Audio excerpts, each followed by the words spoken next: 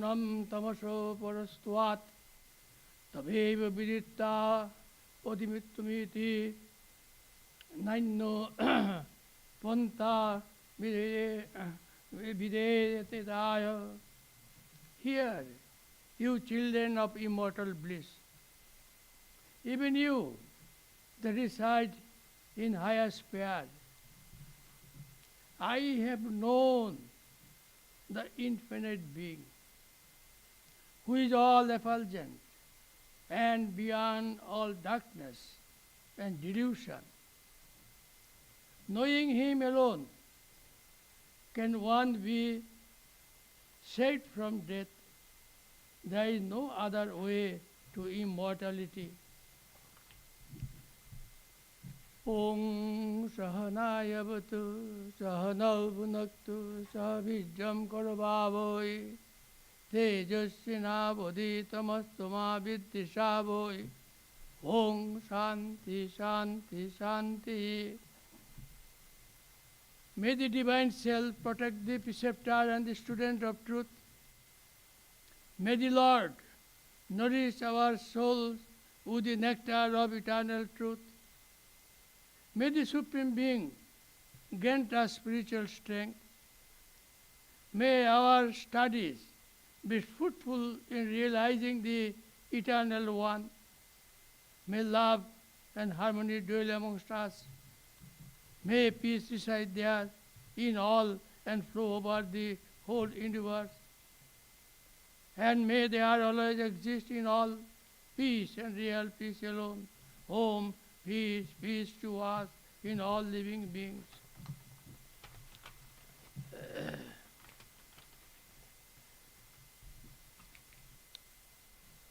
So good morning to all of you. So this morning I am the speaker, as it was announced by Swami Aparananda. Today he is a little away. I am not a stranger to this place. And then since I'll say 1986, I've been coming to this place also and saw several Swamis in course of time. Swami Aparananda, the most respected Swami of our order and direct disciple of Holy Mother Sarada Devi. So I had the opportunity to hear many things from him also. He was not merely initiated disciple of Holy Mother Sarada Devi, he served the organization, especially Swami Saradananda, when he was there in Udbodhan. Then Swami was his assistant. So he used to dictate many letters and many other things to him. Devotees usually love to open their hearts to the gurus, but not to the others. Then they don't want others to know what they want to know from the guru. A young people like Swami Aparananda had a difficulty to keep all the information within himself. Because Swami Saradananda told that whatever I dictate to you to write a letter and all these things, you must not divulge it to anybody. And lifelong he maintained, I tell you. Because in Udbodhan, where Holy Mother was there after passing away, many things happened. So you wanted to know something about that, event, Swami Aparananda avoided me. He did not tell anything about it. He knew, actually in details, but never told it himself. On the other hand, people are found to go to the friend, to the other people also, and to tell them something about what they experience, what they know about the afterlife and all these things. But in our tradition, I mean, Ramakrishna, Holy Mother Sarada Devi, Vivekananda organization, we are a little special. Special from the all other religious organizations. In what way? Then we have to go back to the age of Upanishads. Brihadaranyaka Upanishad. The Acharya, the teacher, was Yajnavalkya. And well versed in the knowledge of the teachings of the Upanishad, all about the world. Many people think, especially those who study science and modern technology, that the religious people perhaps are not aware of what science or modern science, modern technology is. It is wrong. It is wrong. If you study Patanjali Yoga system, Swami Vivekananda has brought out. It's called the Raja Yoga, Yoga of concentration and meditation. If you go through again and again Swamiji's introduction on the yoga system, it's wonderful. You will not find anywhere in any spiritual or religious literature of the world his interpretation or his introduction to the yoga system. We have been, suppose I joined the order in 1956. I was a seeker to know about the afterlife, about God, about divine consciousness. So I have to snare up, I have to cut off my relation with the family. I have to come away and all these things. So then I saw some senior monks of the order. One was Swami Shantananda, the Holy Mother's favorite Swami, as he called. Because I was a seeker after truth. So at that very stage of my, you can say, life, I was not very much interested to know who is the knower of God or something. I myself wanted to realize, experience the divine truth. That stage of life is very important. I mean, that feeling, you can say. It is not a kind of emotional feeling. Culture about divine soul or inmost soul is not a study of emotional life in any way. It is truth, just like the science, modern science. It's a pure truth. So if you know the mystery of a formula about certain physical elements and all these things, you attain the knowledge and you gain power. Exactly in the same way, culture of soul will bring to you the knowledge of divine reality.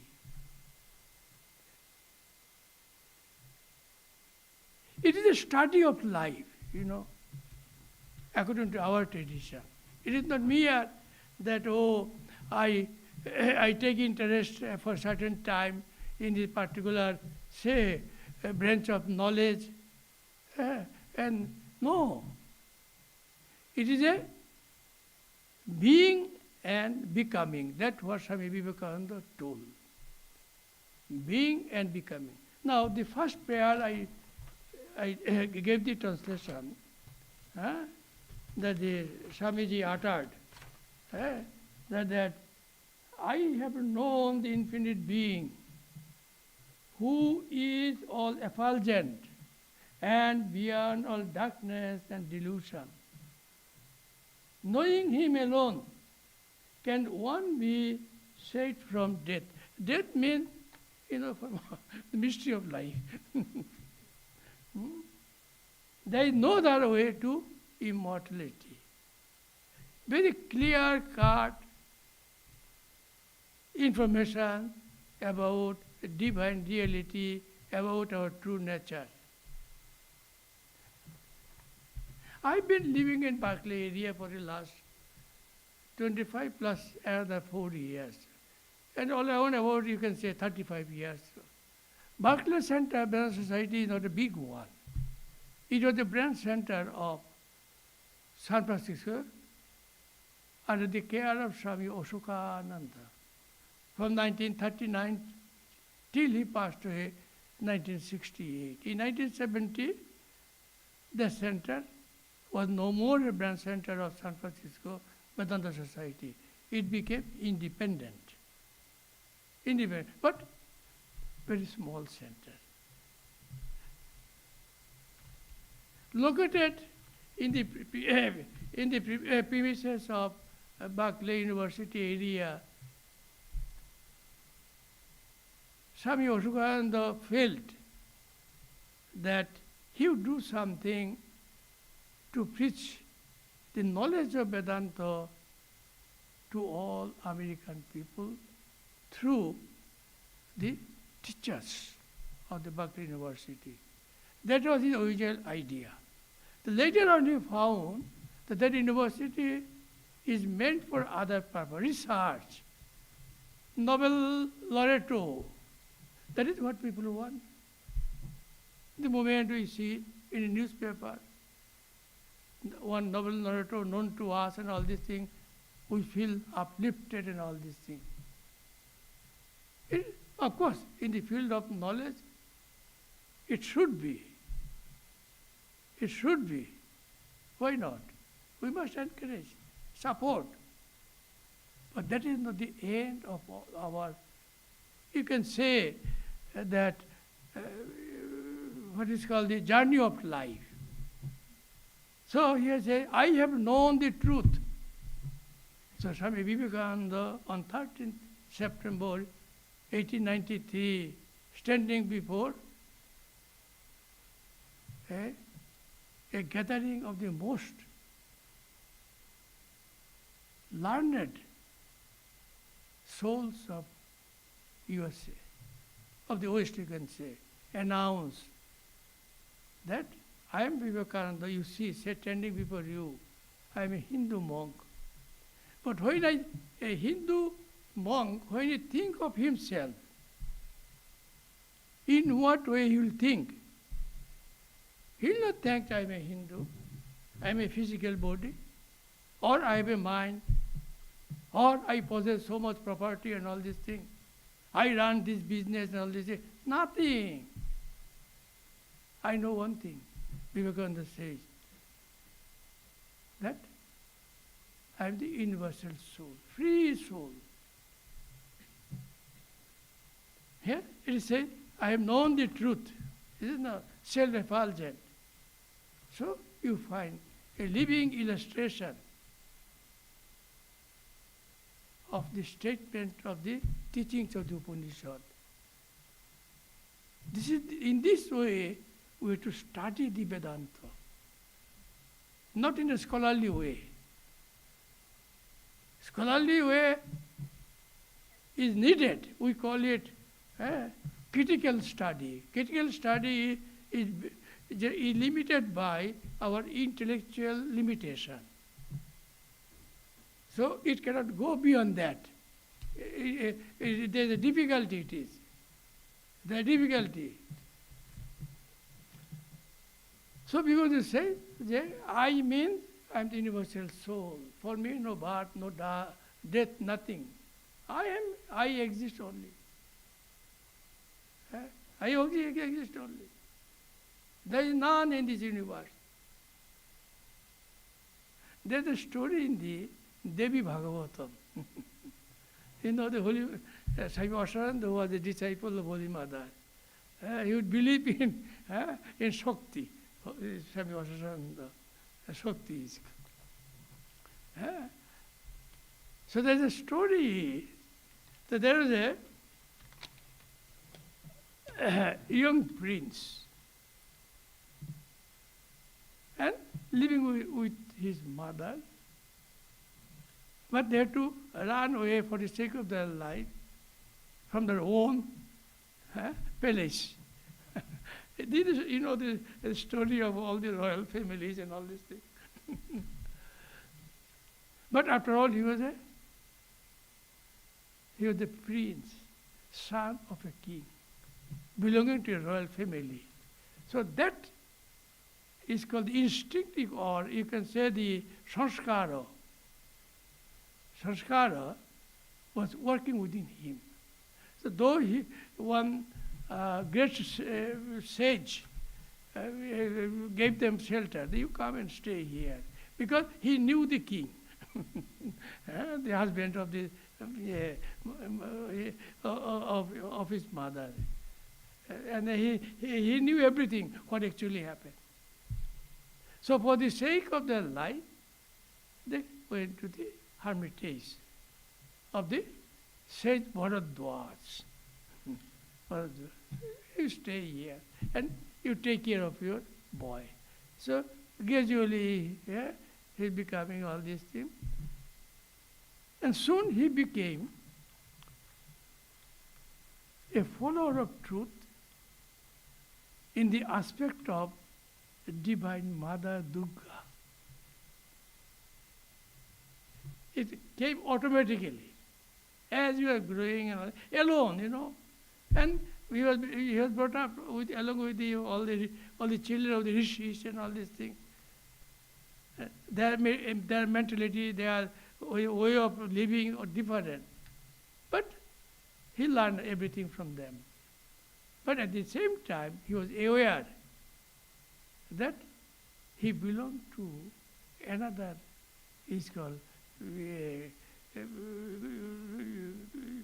another family, royal family. And some or other, that unconsciously to him, that is the most important thing. He did not make any attempt to know who is Divine Mother Durga and universal Shakti and all these things, never. But the name came automatically from within him. So consciously, unconsciously, he was uttering the Bija mantra. That is what we call in religious life, spiritual life. How to develop our spiritual nature. We to follow the methods. Today the subject was called spiritual practice and all this. Spiritual practice means how to retain my spiritual interest in life. Retaining is there. There are so many methods and all these things. One of the method is called Shakti. Because in Vedanta philosophy, Brahman, the universal divine consciousness, is like there's a concept of Shiva. Shiva is there. He was in his own way. But there is a Shakti is there. So that concept of Shakti generally is found in her expression in different ways. One of them, Mother Kali.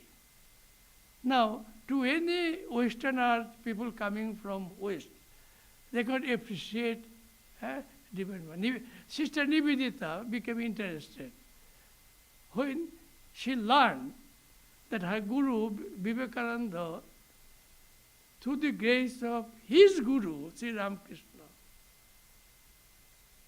could understand the mystery of divine universal energy, a living power. Living power. So, I mean, that is, how to recognize that truth? How to believe in that first of all, the question is. So, the Vedanta philosopher, the teachers of yoga, they say the concept of universal intelligence, cosmic intelligence. So, when we say it is cosmic intelligence, yes, from the modern science, we can have some idea that our own mind, our own intelligence, our own life force, all our senses also a part of the cosmic intelligence. We can understand. Whether we believe it or we are able to experience that truth, it doesn't matter. At least we can understand. We cannot throw away this idea from our mind. It is not possible. So it's called the Shakti, it is called Shakti concept. Vivekananda was a staunch Advaitin Vedanta, Advaitin follower of Vedanta, Advaitin, non-dual, through and through, and you will be truthful. That is the one special, you can say, aspect of Swami Vivekananda's personality. He was very truthful from his young days. He followed. And another, because he was the incarnation of Lord Shiva, he was a great meditator. Today, suppose we study about his life and then whatever written about his life, everything true, facts. That he was a great meditator from his young days. Whenever he sit like that, his mind will be absorbed, it will go down within, or automatically it's called. It's called restraining power of the mental forces, mental power. So whole night he used to spend his time in great meditation. And he told some of his experiences and all these things. That when his mind will be absorbed on one thought, on one point, on one idea, then his mind would go very deep within his own being. It is a homogeneous substance, one. What we call oneness of existence, homogeneous substance. And he would feel in that state something different. So the physical experience, yes, it's called the experience of the matter or material object, what we see all the time. For example, this wall, this table and all these things, all disappeared. And it was the most blessed, you can say, period of his life. Young Naren Vivekananda. Because he was a very simple, young man, he would believe that like him, his other colleagues also, when they would sit for meditation, like a play or game, they would also go into very deep into that state. Later on inquiry, they found it was not. He was special. He was special. It's called. So it is called the divine Shakti also. So this young prince, was born with a purpose to popularize, to preach the truth of divine power, divine Shakti in the world also. So he was in that hermitage and all this, left to himself, you can say, all the time. As a result, what happened, that the Bija mantra of the Shakti would be all the time going on, chanting or uttering, in spite of himself. going on. That is what we want, in our spiritual life. Our teacher has given a mantra, for example. And this mantra has a deep meaning. Holy Mother said, just this mantra will get to you the knowledge of Brahman. It has so power. So power. Only thing is, some other, that beyond darkness and delusion, so whether we believe or not, we are in the state of darkness and delusion. It is a deep meaning. It is not that we are weak. It is not weak. It is universal power. It is universal power. Swami Nikhilananda, in his translations of the Bhagavad Gita, has mentioned, it is called the inscrutable power of the Lord, known as Maya Shakti. Suppose our intelligence, our own intelligence. What is the intelligence? It is the power of understanding, recognizing something, intelligent. Today, all our experiences and then whatever all the learning or perception, whatever you can call, mental activities will be explained in terms of brain work and all these things. This kind of presentation of, you can say, a knowledge of human body can be found more and more in the life of modern days. So as I was telling that, I was in Bhakti area for 35 years and all these things. So I found this, that how, because I used to see thousands of university young boys and girls walking. So I could see that that they're all good, coming from the good families and all these things. Intelligent, all these things. I mean, about 25 years or more than 2 years I've been seeing them and all these things. And what actually happened, when I visit to San Francisco and look at the people there, I have a problem, emotional problem. Because I used to see the simple face of the young people, young students, all the time. It is called Abhasa Yoga, practice. I mean, that all the time what we are doing, what we are accepting and living and all these things, everything will appear to be true. This is called the Maya, inscrutable power of the Lord, known as Maya Shakti, creative power. Creative power. It is not the brain action, it is called the expression, manifestation. But that is not all. That is not all, it's called. Otherwise, how could the modern scientists could discover all this subtle truth, find truth, going to the space and all these things? Space and all these things, how could they do?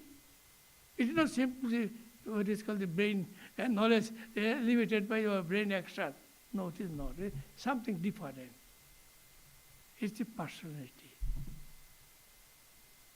It is the power of the consciousness. We will go and explain. On the physical world, all the discovery of truth and other, it is same divine soul engaged. Divine soul is knowing itself. What is the truth? What is there in the physical world? Then, when the divine spirit, the spirit side works on another level, intellectual level and all these things, you can intellectualism, you find. Actually, same way, when the divine soul falls on itself, that is the awareness of the true knowledge of divinity. Now, we say all the time, before I tell something about that young prince, something else, we tell all the time God, divine consciousness and all these things. What is the divine consciousness? Any pundit, any scholar may give you lot of interpretation, explanation. But we can understand. But the meaning of divine consciousness, or you can say the conscious power of the divine soul is joyousness, bliss, love. That is why we say, what is God? God is of inexpressible joy. So it is within you. Whether you accept God working within you or not doesn't matter. But the love aspect of your reality working all the time. Taking you here and there, doing this thing and this thing, all it is called. Consciously, unconsciously. So, how can you deny this? Huh? We want to love all people. So love is God, we call it.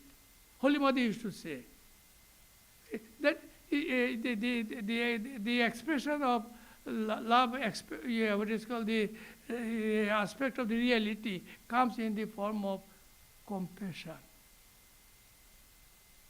feeling of compassion.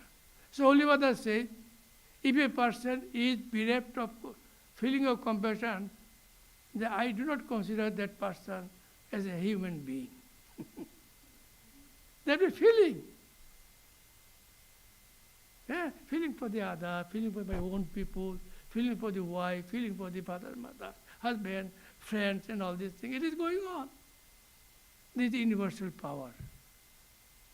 That is what he called, Nikar Swamiji translated it.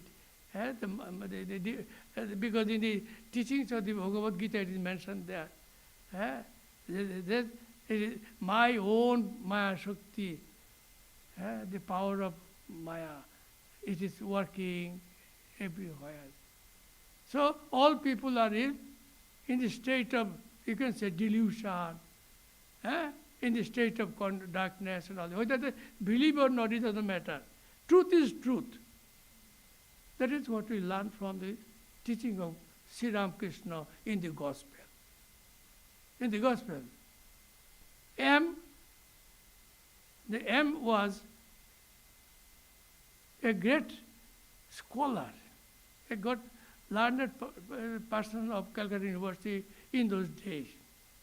So he had attained or achieved degrees in different subjects. If I'm not mistaken, about 6 subjects. About 6 subjects.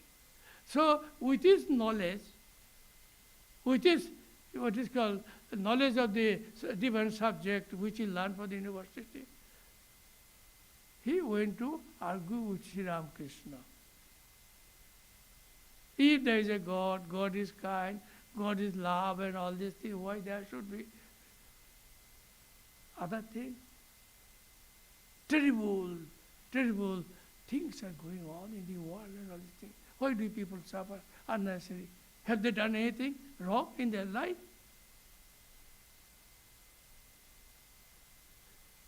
Now this is what we face. If by mistake, if I face a real intellectual person, then he would corner me. He or she would corner me. My modern arguments and all these things. But Sri Ramakrishna saved us. You know? Anyone can raise hundreds of questions, intellectual questions, convincing ideas and all these things. Rational interpretations of facts and all these things. But we know the answer to the grace of Sri Ramakrishna. What is the answer? So Sri Ramakrishna told M. Manohar Gupta, who are you? It is Brahman who has become Manohar Gupta. the end. The Brahman has some or other assumed that form and denying his own true nature. So who are you? It is Brahman. Brahman has become Manohar Gupta and denying his own true nature. In different form, infinite ways, the Brahma and Brahman power, Brahma Shakti is working in the university, on the universal stage, on the cosmic life. All the time it's called working. A Brahman has denying his true nature. Brahman has become the ignorant person. Brahman wants to enjoy the life in this particular way. It's the Brahman. What is special to the Brahman? Immortal soul. It has a power. So that is why Vivekananda told in this age, again and again, that within every living being there is inherent infinite power, infinite possibility, infinite knowledge. Only you do not know this secret of manifestation. You feel you are weak and all these things. It is within you. You will find it. It's called.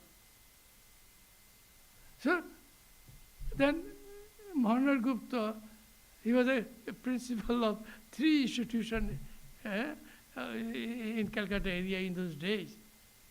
He couldn't answer. He couldn't answer, it is called.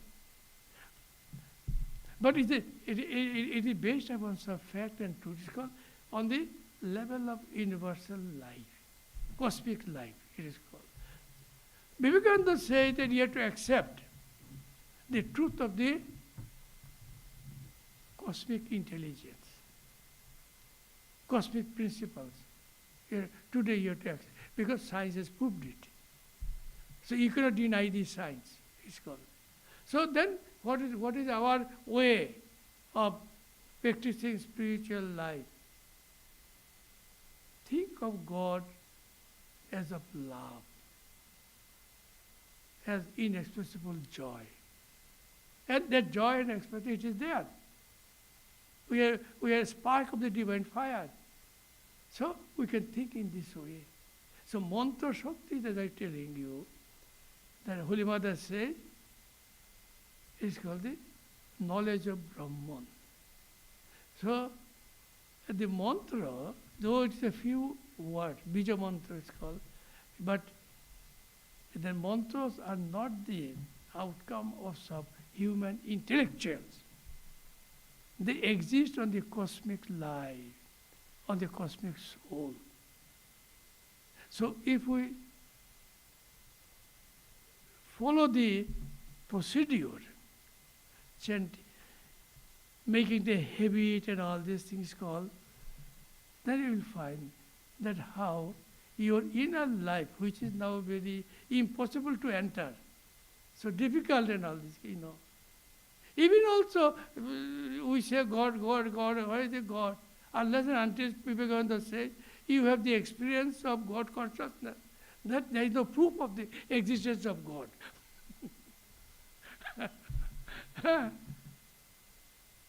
The evidence of the proof of existence of God consciousness is experience. Other people may not experience. It is found clearly. Sri Ramakrishna was sitting, talking to the devotees in his room. Hundreds of people would come, of different temperaments and all these things. Different temperaments. And they found that how Sri Ramakrishna was talking about God, God consciousness, would go very deep and all this. Transcending all the limitations of the human existence, it is called. From the physical level, it's called cosmic level, fine. Then knowledge level, then divine consciousness. In the Kathopanishad, it is said, it is mentioned about the true nature of the soul. It is called the Onor-Oniyan. It is the finest existence. Now, can you explain your feeling of joyousness, feeling of love, like a substance like that, or nothing like that. No, you cannot do it because you are. It is your own nature, own nature. But somehow or other, whether you believe it or not, we are bewildered. So anyhow, that young prince, who is living in the hermitage of the Rishi Bharat and all these things, and because of that, he had the vision of the Divine Mother. And Divine Mother blessed him and telling that your future is very bright. You have to preach to the world the truth about divine reality, divine power. You have to do it for this world. So that is why it is found that where the other young people, all the young children of the rishis, for example, they are playing here and there, all these things, this prince would be alone in the forest, in the woods and all these things, walking alone and all these things. And deeply absorbed. As Sri Ramakrishna did it in his early days in his village, Kamarpukur. Kamarpukur also. That, of course, you know that Sri Ramakrishna was born of a very poor family, but very conservative, orthodox conservative family, all these things. So it was found that he was walking alone, suppose, in the cremation ground, in the woods and all these things, on the bank of the river also. He was walking alone, all these things. Deeply you can say, engaged to himself. Not immersed, engaged to himself or something it is called. So, in the life of the spiritual people, you will find this. Vivekananda was exceptional. He was born in the city of Calcutta, in that what is called environment, for example. And in those days, Calcutta was the capital of India for 16 years, built by the British people. Very beautiful it's called. It's really called. So, but Vivekananda also in the midst of all this sound, noise, activities and all this going on all around also, he was able to maintain, you can say, his loneliness as a soul within himself. So he had two minds would be working.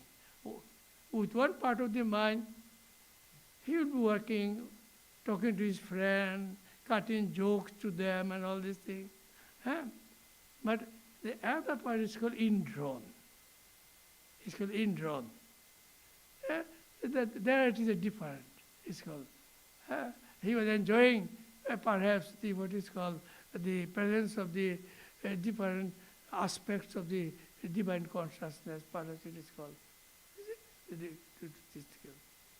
So this young, under the care of the Divine Mother, was left to himself, Prince himself. Then, in another nearby, what is called the, close to the another, it's called the kingdom, for example,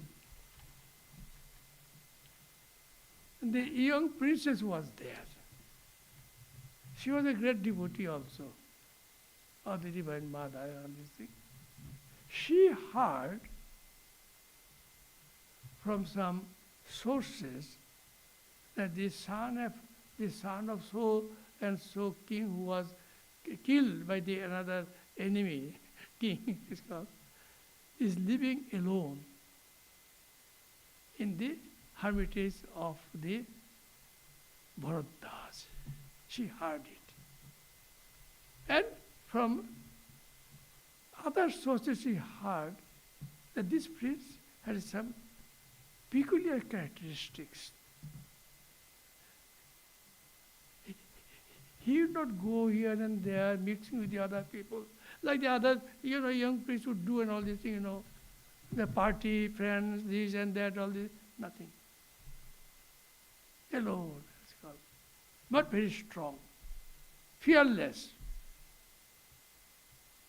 Fearless is called.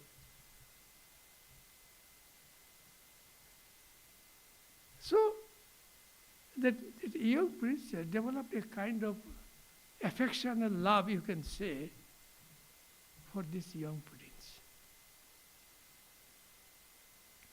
So one day the father arranged a wedding ceremony in accordance with their own culture and all these things, inviting all the different princes and all these things. So this young princess knew that that young prince, they're living alone. He did not have any money, any meals, any people that he would come to this. It is called Swayamvara, arrangement for the princess to get married by the other princess and all these things. So she sent words, you must come. So she came and all these things. First of all other kings and all the other princes are telling that I find that you are alone and nobody is there. Do you know that in such a, what is called, atmosphere, the kings, generally the princes fight together. So if the other kings or princes attack you, seeing that that you are going to be the proper husband of that young princess, they will not allow you to do it so easily. Why is your enemy? Why is your soldier? Why are the people and all these things important? And they asking him this question. He said, it is true. That in this universe I am alone. Nobody is there. I live within myself. But I have one means to get all the help. It is Divine Mother's name, Divine Mother's power, and conviction about the existence of the divine reality in the form of Mother Durga. Just see what happened. So it is true to all the spiritual person. Mantra, Shakti, power of the mantra. As you repeat, if you chant any divine name, enough. If you have faith and believe in the power of the divine name, enough. And the mantra is no need of any faith or belief, because it is an energy. It will work. It will work. So that is why our teachers all the time warn the disciple that you should use the mantra just for experience of divine consciousness, truth. Because if you go on repeating and living this life in this way, you will acquire a power. And you can misuse the power. Don't do. Huh? So then you will find that because it is a bija mantra. Bija mantra is the body of the chosen ideal. Chosen ideal. So it will come. This is the truth. It will come to you and all these things. Prayer also. In hundreds of ways one can practice also, it's called. And that's called that a young preacher says, he says, I am fearless. I have no fear. I know before me so many powerful princes are there. The kings and the other princes also there. They have come to this assembly with their own military powers and all these things. I know. I am fearless. So that state will come to everybody. Fearless. I know a young Swami today, a very fearless Swami. I know, I know he was the principal of our Balubha training center and all this. Now he has become the in charge of the most disturbed state of India. It's called Manipur, Imphal, in charge. Yeah. So often I am to call him. He is fearless. In the midst of all this, what is called the quarrel, you would hear that the people are shooting at each other in the camp, behind the camp, he will go and give the relief. I say you should be careful. And even they also, the local administration, they say, Swami, don't go this way and that way. One day, he was telling me, midnight, very close to this center, there was a fire. I mean, a gunfire going on, rifle. So he got up and then walked to the gate and wanted to go out and see what is happening. The police said, don't come here, because something might happen to you, so you go back. Fearless, very fearless, young Swami, very fearless. So I'm a little concerned about him. So very often I talk to him and all these things. So now he's telling about that, about the spiritual practice and practice way, it's called. Regular life, regular practice also. Suppose here you come, some of you go to the shrine, sit there, come to here to attend the discourse or the discussions on religious life. It is found by experiment. Naturally, you know, when the first time a person comes, all these things, he or she could not be expected to experience the divine consciousness, or feeling of love, or have the faith and belief in God, Shraddha, Vishwas, faith and belief. You cannot have. But if you regularly, for 6 months, 1 year, 2 years, 3 years, you continue, after some time you will find, unconscious to you, there is the growth of love, faith, and belief in higher reality. Higher reality. You must have heard about Swami Vijnananda. He was in Allahabad, a very important place of Uttar Pradesh. It's Uttar Pradesh. And just situated on the bank of river Ganges, is called, city. So Swami Vivekananda asked his mother disciple,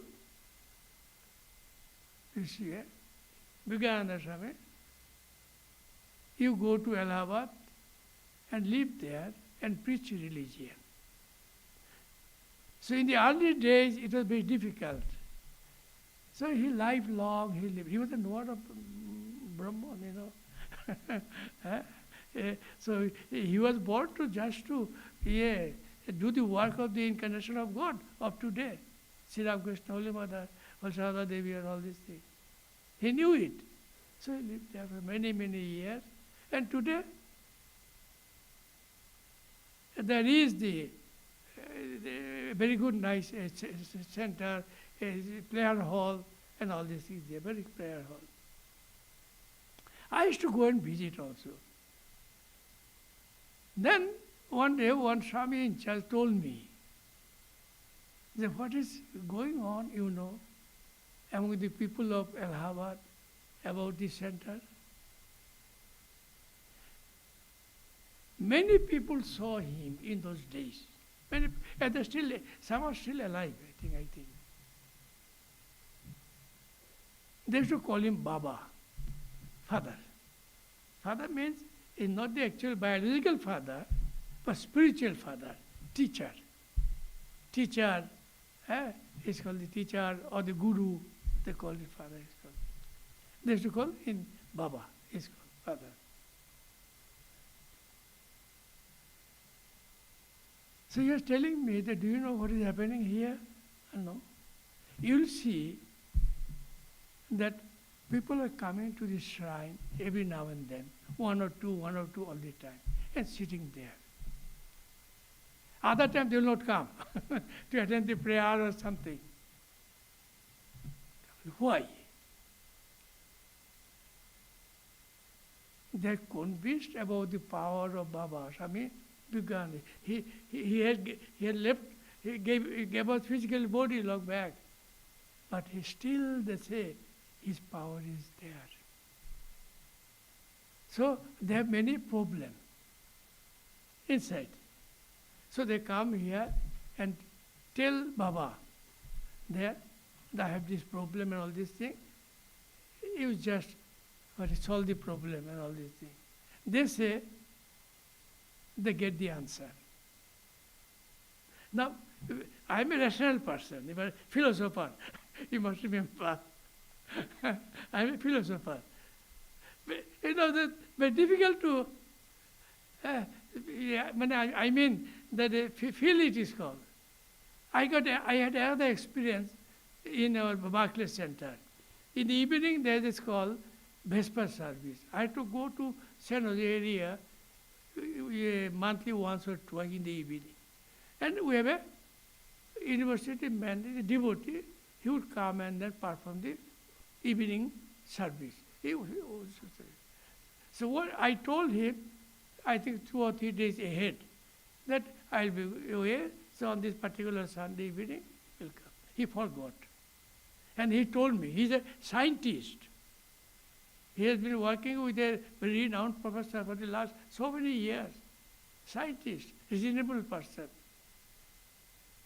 At that very particular time, he said that within himself he was feeling strongly, a strong urge that I must go to the center and to give the flowers and lit the lamp and all these things in the evening and do the prayer. He said that I'm a rational man. I never believe in instinct and all these things or emotional feeling. But I came and found that you are not here. Now, too much rationality is good, but depending always on reason is not good also, because love of God and devotion, it is related to the divine nature of the soul.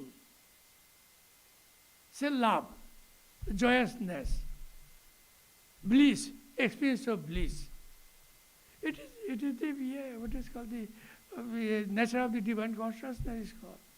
That is why Vedanta says that within every living being these three powers are working. Jnana Shakti, the power of knowledge. Then Kriya Shakti, the power of action. And then Ichcha Shakti, willpower. These three are the function of divine consciousness. These are not the function of the brain work, all this called Vedanta. Is called. So anyhow, I told you something about, because long back I used to come and to speak about a particular subject. And nowadays, like it is called friendly talk, to tell something about practical life. What is that? First thing is, you should think about your human evolution, human being. Give importance to your own birth as a human being. Don't neglect your life. Don't play with your life here and there. Don't do. Follow some spiritual path. Spiritual, the way you want, for example. And learn it from some authentic source. You may say, who is the authentic source? In this age, If you go in the market, you will find hundreds of gurus. You are confused. I am also confused because they can speak very well, good English and all these things. I am also confused. The 4th chapter of the Bhagavad Gita, the Lord promised, whenever there is some calamity, some problem, I incarnate myself to help human being. In this age, Sri Ramakrishna, Holy Mother. Don't forget. Try to understand them through the teachings of Vivekananda. Teachings of Swami Vivekananda. Because his interpretations on the yogos and all these things, and his teachings through words of Vivekananda. Try to understand Sri Ram, the present incarnation, Sri Ramakrishna, Holy Vasudha. If your mind does not want to study all the philosophy, all the yoga system and all the things from Vivekananda, okay, at least you can think that God is with me in this day, in the form of Sri Ramakrishna and Holy Mother. So, it is not the person, it is the powers, cosmic power, what we call cosmic intelligence. It is there. So, these two powers I heard from Swami Aparananda available. Use their birth, use their incarnation, and be blessed in your life. Thanking you. I am to go after that to respond. I tell you something about myself. Even you wonder what I am doing and all this. I am about 90 years old, 90, and 90 years old. I used to come. I love this place very much. Shantarupananda was there, and now Charasagati is there. So he never says, don't come. He says, you can come, your room is there. It's okay. And the assistant Swami Devishananda is sitting there. He also says, you are also welcome. Okay. So I come here and all these things come. So I was in Berkeley for the last 25 years. Then I had illness and disease, all these things. So in 2014 I retired, and then I left Berkeley, and returned to India and all these things. But then my group was there. The people, the group, the people who are working with me for the last 15 to 25 years. Toby is here. He knows me for the last 30 years. So if you claim that I know you, and I have heard so many good things from you, I believe it. So I like to hear you from time to time. I cannot say no. So that group was a few numbers, not many numbers, working with me for 15 to 25 years. So their request that you should, that we are with you, and then that religious life, spiritual life, communication.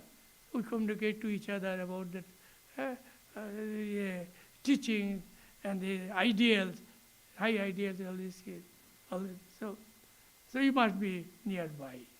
Fortunately, one of the members had bought because my principle is, once I come away from the center, retired, I don't like to go there. No connection. So the new Swami is there. It is up to the new Swami. What he will do, it is his affairs. So he bought one apartment. It is a new and unused. He said, you can come and stay. So then, with the permission of our General Secretary, I will be living there. And one thing I am doing, it is my lifelong desire. Because as I told you that I embraced Vedanta and all these things. Simply Vedanta, religion, God is not due. I am to work it. I am to go transformation of my inner life. It may take long time to study Vivekananda, then the scriptures, Upanishad, Bhagavad Gita, and different commentaries and all these things, deeply, seriously. I didn't have any time. Now I have got a little free time. I do it, and then weekend I give 2 talks. On Saturday, we have a group, a Bengali group, 2 hours Bengali, in Bengali language. On Sunday afternoon, 4 o'clock, that group, to the Zoom. I mean, after the Corona I started. So Corona was bad. The devastation was not a good one. We don't expect it to come back again. But it had done one good thing also for me. To the Zoom I can communicate to them. So I've been doing it for last 2.5 years, regularly also. And when I visit India also, from India also I send some talk, to them and all these things. So they feel very happy about me. And other part is that I'm free, I've got full freedom, undisturbed. When we are in the center, it is not undisturbed, no. Impossible. Impossible. You can ask your assistant Swami that if he wants to do something, seriously cannot do. Cannot do. So, to the grace, I thought that Divine Mother is gracious. I'm very happy in that respect. Full freedom to do my own work, undisturbed. I don't want to communicate with any devotees, no. They ask me, oh, why don't you come and see us? Rarely I go, but through this Zoom, I communicate. I don't go to talk to them over the phone also. You know that nowadays, conversation through the phone, very enjoyable. I know, cut off. I said, don't call me. Unless there's an emergency. Otherwise, don't call me, I don't want. My work is there. So thank you very much and all these things. Now there is a little music is there, and then I shall greet you for a few minutes, and I am to leave immediately.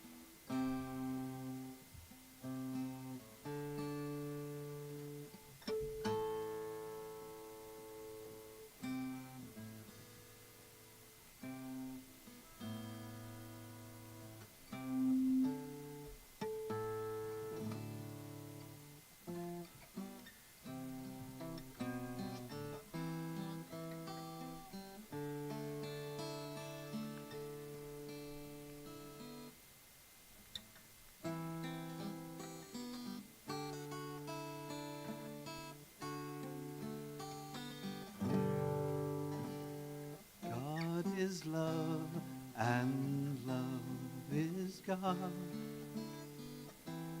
God is love, love is all. Inside the mind, a fire keeps on burning, and it's fed by pain and fear. But in your heart, there's one who's waiting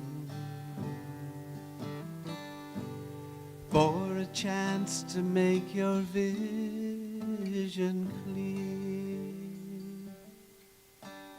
God is love, and love is God. God is love, love is all.